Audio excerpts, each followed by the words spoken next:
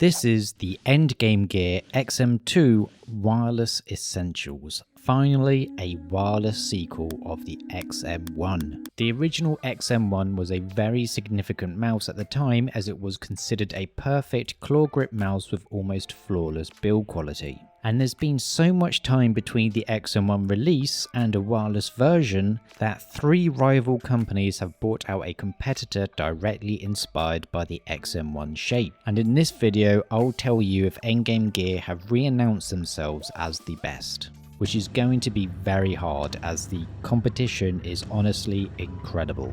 The design of this mouse is the same as the previous versions of the XM1 series. Something that some might find surprising, as the competition, which follows a similar design, all provide a sidewall against the buttons to rest your fingers on.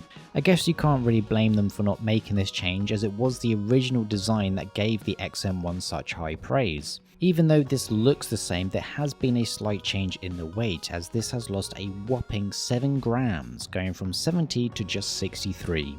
And despite the weight loss, this mouse has kept one of the main things that impressed me from the original XM1R, and that is the build quality. I will talk about this a bit more at the end, as it deserves its own section. Surprisingly, the XM2 Wireless Edition is still using the same sensor that was previously used on the XM1R. The competition have opted to use an improved sensor, which I'll get onto later, but fear not, the Pixar 3370 is still a great sensor.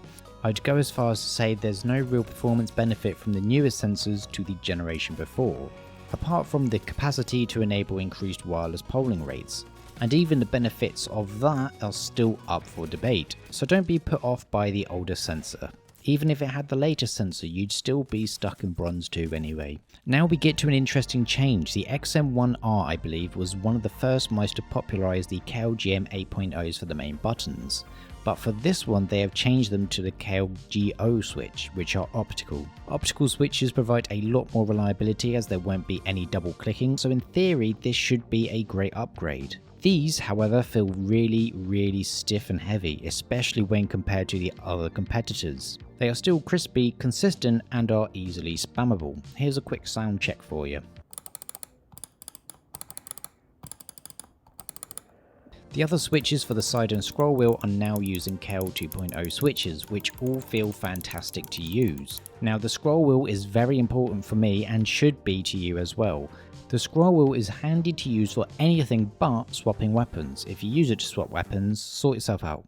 I use it for various games constantly, so a good scroll wheel is vital. And this is perfect. The notches are solid, it's easy to scroll through quickly, but also accurate enough for extra precision on the notches. I've had no issues with the wheel getting caught in between notches, causing me to accidentally jump at a random point. This is probably the best scroll wheel I have used. And this all ties into something that has been consistent in all of my Endgame Gear mice, the quality. Once again, they have absolutely nailed it with the XM2 Wireless Essentials. This is one of the highest quality mice I have ever got my dirty little grubby hands on. Everything on this feels solid, consistent, and well made. If you like the quality from the other XM1s, you'll be happy to know that it has kept up that incredible standard. But that's not the only thing that sets this mouse apart though. It has a price advantage over the competition, with this costing around $80, and the alternatives cost around $93 on average.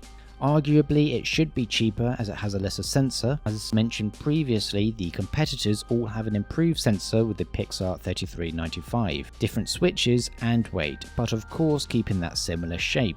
To me, the only thing that I think these other mice have over this one is the sidewalls for finger placement, and that's it. Most of the performance improvements from the improved sensor are marginal and would be very hard to notice in-game. Everything else the XM2 Wireless Essential excels at. It's cheaper, higher quality, with such a tight design it's almost flawless.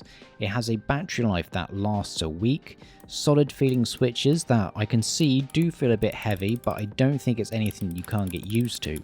You get some large rounded PTFE mouse feet as well, which feels super smooth on all the mouse pads I've tried.